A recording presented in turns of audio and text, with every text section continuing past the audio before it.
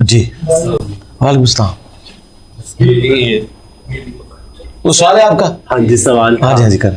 پہلے تو یہ تھا کہ پہلے آپ کی ویڈیو دیکھا کرتا تھا تو اوپر نیچے کر دیتا تھا, تو بھائی ابو ہریرہ کی دعوت کی وجہ سے یہاں پہ آنا ہوا. اچھا تو ماشاء اللہ. سوال یہ تھا کہ آپ کو پتہ ہے ظاہر خواجہ صاحب جو ہوتے ہیں ان کا ناچنا گانا یہ تو حرام ہوتا ہے, تو آپ سے جواب چاہیے کیا کہ وہ کہتے ہیں کہ ناچنا گانا تو حرام ہے, تو جو جس گھر میں بچہ ہوتا ہے یا پھر شادی ہوتی ہے تو بدائی لینے کے لیے جاتے ہیں خواجہ سرا, تو یہ حرام ہے کہ حلال ہے, یہ پوچھنا تھا. نہیں غلط کرتے ہیں نا وہ والا, یعنی ادھر ناچ گانا نہ کرے, ویسے بدائی لینے جاتے ہیں تو وہ کلچرل چیز ہے, اس میں تو کوئی حرج نہیں ہے. تو یہ لینا جائز ہے؟ نہیں غریب کہ نا, میرے سے جب کوئی بھیک مانگنے آئے میں تو کسی کو بھیک نہیں دیتا, اگر خواجہ صاحب کو مانگے میں اسے ضرور دیتا ہوں کیونکہ وہ اس معاشرے کا پسا ہوا طبقہ ہے, ٹھیک ہے نا, اس اعتبار سے درست ہے, لیکن ان کے غلط کام کے عوض نہیں. ہاں یہ چیز ہے, وہ کام غلط ہے. دیکھیں ابھی آپ دیکھیں وہ تو اس حد تک درست ہے کہ ابھی یہ بڑی عید قرباں تھی, اس کے اوپر کتنے نان مسلمز ہیں جو آپ کے گھروں کا دروازہ کھٹکھٹاتے ہیں کہ مجھے قربانی کا گوشت دے دیں. تو غریب ہے نا, تو قرآن بھی تو کہتا ہے سورہ حج میں کہ جب اللہ کے حکم سے ان جانوروں کو گراؤ تو تم پھر ان کا گوشت غریبوں کو بھی دو اور خود بھی کھاؤ, اپنے رشتہ داروں کو بھی دو, ٹھیک ہے. اب غریبوں میں اللہ تعالیٰ نے مسلم نان مسلم کی تفریق بھی نہیں کی ہے.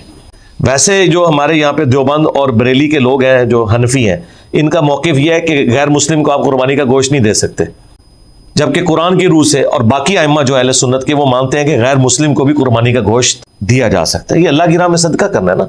قرآن نے تو کہا کہ آپ نے غریبوں کو کھانا کھلانا ہے, ٹھیک ہے, تو غریبوں کو جو کھانا کھلانا ہے اس میں مسلمان اور نان مسلم کی تفریق نہیں ہے. لہٰذا جو اس طرح وہاں پہ آگے کوئی شادی کے موقع پہ آ جاتے ہیں یا کسی کے گھر بچہ پیدا ہوا ہے اور وہاں وہ آ گئے ہیں اور وہاں ان کو لوگ کہتے ہیں کہ یہ لے, مطلب آپ. اور ایک اور سوال کہ خواجہ صاحب کا وہ اکثر لوگ ہوتے ہیں نا تنگ کرتے ہیں مسجدوں میں جانے سے نا نماز کے لیے, تو بعض کا سوال یہ ہوتا ہے کہ ہم ڈیروں پہ نماز پڑھ سکتے ہیں, یعنی کہ جہاں ان کی جگہ ہوتی ہے. اگر نماز تو ہر جگہ ہو جاتی ہے, بخاری مسلم میں حدیث ہے کہ 3 جگہ کے سوا ہر جگہ نماز ہو جاتی ہے. حمام کے اندر نہیں ہوگی, وہ ناپاکی کی جگہ ہے. قبرستان میں نہیں ہوگی کیونکہ وہ قبروں کے اوپر آپ نماز نہیں پڑھ سکتے, اور اونٹوں کے باڑے میں نہیں ہوگی. اور سنن نسائی میں حدیث ہے کہ بکریوں کے باڑے میں بھی نماز پڑھ سکتے ہو, جہاں پہ بکریاں پالی جاتی ہیں وہاں پہ بھی آپ نماز پڑھ سکتے ہو. اور ایک اور حدیث ہے بخاری مسلم میں کہ نبی علیہ السلام نے فرمایا کہ مجھے اللہ تعالیٰ نے 5 ایسی خوبیاں دی ہیں جو مجھ سے پہلے کسی پیغمبر کو نہیں دی. ان میں سے پہلی یہ کہ پوری زمین میرے لیے پاک ہو گئی ہے, میرے امتی جہاں چاہے نماز ادا کر سکتے ہیں. آپ نے یہ کنفرم نہیں کرنا کہ یہ جگہ پاک ہے یا نہیں, یہ کنفرم کرنا کوئی ضروری نہیں. ہر جگہ ہی پاک ہے جب تک کہ آپ وہاں ناپاکی دیکھ نہ لیں, وہ پاک ہے آپ کے لیے. زمین پہ جہاں مرضی نماز پڑھیں. رائیونڈ میں اب جو نماز ہو رہی ہے تو مسجد تو نہیں ہے نا, وہ جو گراؤنڈ ہے وہ مسجد تو نہیں ہے نا, لیکن وہ پاک ہے جگہ. ہاں تو آپ جہاں مرضی نماز پڑھیں. تو اگر اس طرح کے کسی فتنے کا اندیشہ ہے تو ٹھیک ہے, وہاں پہ نماز پڑھیں, اور اگر آپ لوگ ایک سے زیادہ وہاں جماعت کروا لیں تو مسجد بیت بن جائے گی. اکثر ایسے ہی ہوتا ہے. میں ایک دفعہ مہک سے بھی ملنے گیا نا, تو جو سٹار ہے تو انہوں نے بھی ادھر میں سے ہی جماعت کروائی تھی, سارے شیمیل تھے پیچھے نا. ٹھیک ہے, اسی طریقے سے میں آپ کو بتاؤں, یہ جو بخاری میں آتا ہے کہ انس ابن مالک کو لوگ ملنے کے لیے گئے حضرت عمر بن عبدالعزیز کے دور میں, تو وہ حضرت عمر بن عبدالعزیز سے مل کے جب آئے تو ظاہر بنو امیہ کے دور میں نمازیں شروع ہو گئی تھی. اس وقت عمر بن عبدالعزیز جو ہیں وہ گورنر تھے مدینے کے. انس ابن مالک نے ان سے پوچھا کہ بھائی, ان کا جی ہم مل کے آ رہے ہیں ان کو, تو ہم نماز پڑھ کے ہیں. تو انہوں نے کہا کون سی نماز پڑھی ہے تم نے؟ تو انس ابن مالک سے انہوں نے کہا کہ ہم ظہر کی نماز پڑھ کے ہیں. انہوں نے کہا یہ کون سی ظہر ہے, اب تو عصر کا وقت شروع ہو گیا. یعنی وہ ادھر بھی آئے کو تو 4 بجے, یہاں تو جمعہ بھی 3 بجے پڑھا رہے ہوتے ہیں. پھر انس ابن مالک نے انہیں مسجد میں نہیں جانے دیا, انہوں نے کہا ادھر میرے ساتھ عصر کی نماز پڑھو. انہوں نے اپنے گھر میں جماعت کرائی اور ان کو نماز اپنے ساتھ پڑھائی کہ تسی پھر جا کے نماز اپنی خراب کرانی ہے, اتنی لیٹ نہیں نماز کرنی.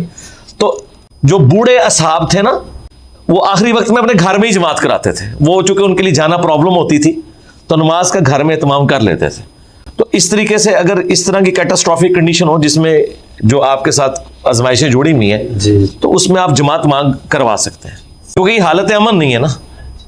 تو سوال پوچھنا تھا, مشکات کی جو کتاب ہے یہ ہم پڑھ سکتے ہیں خواجہ صاحب؟ جی پڑھیں. آپ پہلے قرآن کا ترجمہ پڑھیں, یہاں سے قرآن کا ترجمہ آپ کو فری مل جائے گا, وہ آپ پڑھیں.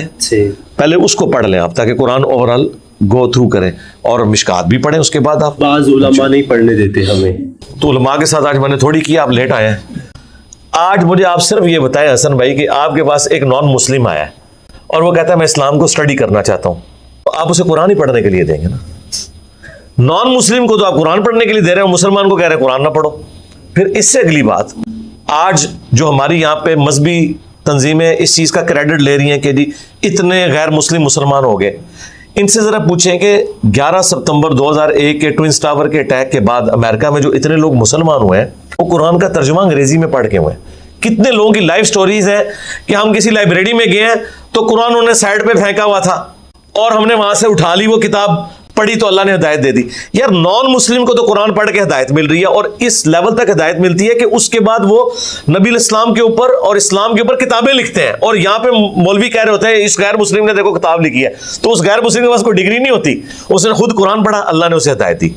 سب سے بڑی بات جو آج میں نے کی تھی کہ صحابہ کرام اکثریت ان پڑھ تھے, انہیں لکھنا پڑھنا بھی نہیں آتا تھا, لیکن ان کی کریمنگ, یاداشت, رٹا مارنے کی عادت یہ عرب کی گھٹی میں تھی. ہزاروں شعر انہیں زبانی یاد ہوتے تھے, اس لیے قرآن کا اسلوب بھی تھوڑا اس سٹائل کا ہے, آزاد نظم والا سٹائل ہے. تو جب نبی علیہ السلام تلاوت کرتے تھے نا تو ان کی زبان میں تھی, ان پہ اثر کرتی تھی. اچھا یہ کہتے ہیں جی وہ ان کے ٹیچر تھے نبی علیہ السلام, تو آپ بھی ٹیچر کے پاس پڑھیں, بالکل پڑھیں ٹیچر کے پاس, ہم کب کہہ رہے نہ جائے, لیکن ٹیچر سے کہیں کہ یہ بتاؤ قرآن میں کیا لکھا ہوا ہے. یہ نہیں ہے قرآن کی ایک آیت پڑھتے ہیں خطبے میں, اس کے بعد ساری کہانیاں سناتے ہیں. آپ ایون فضائل اعمال دیکھ لیں, یعنی قرآن کی انہوں نے ذکر کا چیپٹر بند ہے, بہت اچھی بات ہے, قرآن کی آیات لکھی ہیں, بہت اچھی لکھی ہیں, اس کے بعد حدیثیں لکھی ہیں بخاری مسلم سے, بہت اچھا ہے. اینڈ پہ پھر وہ فلاں بزرگ تھے, ستو پھانکتے تھے, فلاں یہ کرتے تھے, یہاں ہمارا اختلاف شروع ہو جاتا ہے. اس سے پیچھے پیچھے پڑھیں. آج بھی ایک بھائی کی پرچی آئی تھی نا کہ جی وہ فضائل اعمال پڑھ سکتے ہیں, میں نے کہا پڑھیں, پہلے اس کی اسکروٹنی کر لیں, یہ پڑھیں گے یہ آیت ہے, یہ پڑھیں گے, آگے یہ ستو نہیں پھانکیں گے. ایک سید صاحب 12 دن تک ایک بزرگ ساری نمازیں پڑھتے تھے, یہ نہیں پڑھیں گے, ایسا ہوتا ہی نہیں. ہاں یہ کیسے ہو جاتا ہے.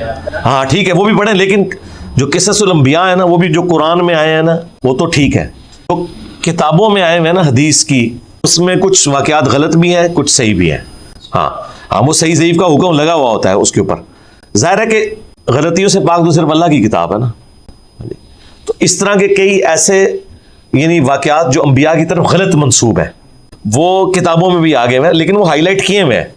یعنی محدثین جب ان واقعات کو لکھتے ہیں اس کے اوپر حکم لگاتے ہیں کہ یہ واقعہ اسرائیلی روایت, کیونکہ جب نبی الاسلام کے مبارک زمانے کے بعد جو لوگ نیو مسلم تھے نا, ان میں بعض لوگ ایسے بھی تھے کہ جنہوں نے یہود و نصارہ کی جو روایات تھی نا وہی اسی طریقے سے آگے بیان کرنا شروع کر دی.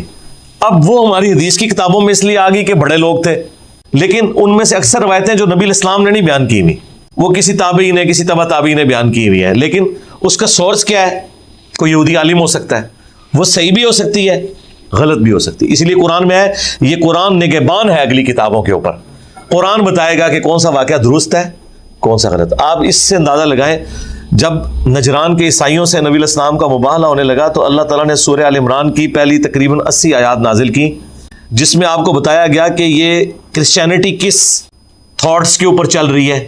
حضرت عیسیٰ ابن مریم کون تھے, ان کی پیدائش کیسے ہوئی, زکریا علیہ السلام کون تھے, یحییٰ علیہ السلام کون تھے. یہ نبی علیہ السلام پہ سورہ آل عمران نازل اس لیے ہوئی تھی کہ آپ سے عیسائی مباہلہ کرنے آ رہے ہیں, تو آپ کو بھی پتہ ہونا چاہیے کہ کتنا حصہ عیسائیت کا درست ہے, کرسچینٹی کا کتنا غلط ہے. اللہ کے نبی کو بھی سکھایا گیا ہے, تب انہوں نے بات کی ہے آگے قرآن کے ذریعے. یہ نہیں ہے کہ جو کچھ چل رہا ہے وہ آپ نے ماننا ہے. تو قرآن پڑھیں, قرآن ہی انبیاء کے قصص سارے کے سارے اس کے اندر موجود ہیں. اور صحیح مسلم میں حدیث ہے, اما عائشہ سلام اللہ علیہا سے کسی نے پوچھا کہ نبی الاسلام کی سیرت اور اخلاق کیسے تھے, انہوں نے کہا قرآن پڑھو, یہی نبی الاسلام کی سیرت ہے. ٹھیک ہے نا, قرآن پڑھیں, احادیث پڑھیں, اور انشاءاللہ تعالیٰ نہیں گمراہ ہوتے.